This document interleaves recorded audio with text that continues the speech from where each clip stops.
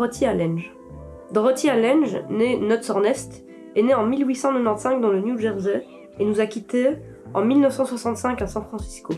Dorothy est considérée comme une pionnière de la photo documentaire, avec une œuvre s'inscrivant dans le réalisme social, un mouvement artistique qui a pour but de mettre en lumière les conditions de vie de la classe ouvrière.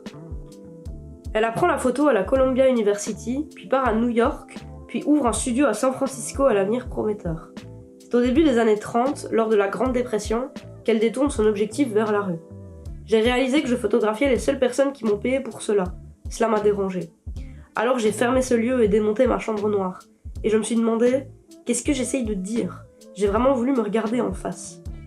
Petit point d'histoire. La Grande Dépression, je parle ici seulement des États-Unis, c'est l'une des pires crises économiques mondiales qui a commencé suite à un crash boursier en 1929 à New York. Les populations rurales étaient les plus touchées car elles subissaient l'augmentation du chômage, la pauvreté et la sécheresse. En 1935, elle est recrutée par la FSA, la Farm Security Administration, comme photographe officielle. Ce projet, dirigé par le ministère de l'Agriculture, tâche d'aider les agriculteurs appauvris par la Grande Dépression. Ce projet, il inclut une branche photographique qui cherche à détailler les conditions de vie des Américains ruraux.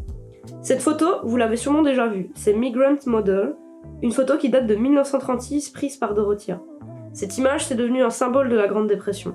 Le magazine Life l'a même listée parmi les 100 photographies qui ont changé le monde.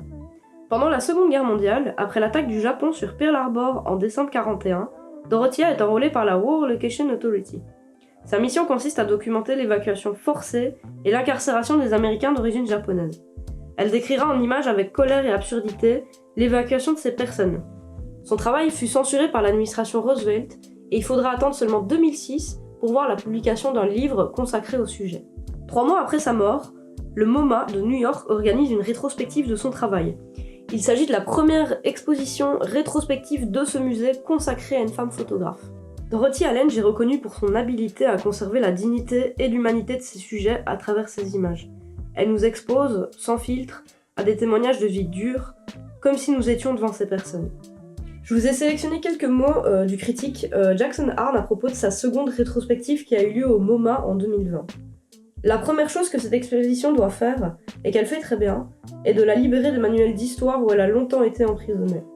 Les images de Lange ont tendance à réclamer davantage d'informations. Leur puissance esthétique est manifestement liée à l'importance historique de leur sujet, et cette importance historique a généralement dû être communiquée par des mots. C'était la courte histoire du travail de Dorothy Allenge.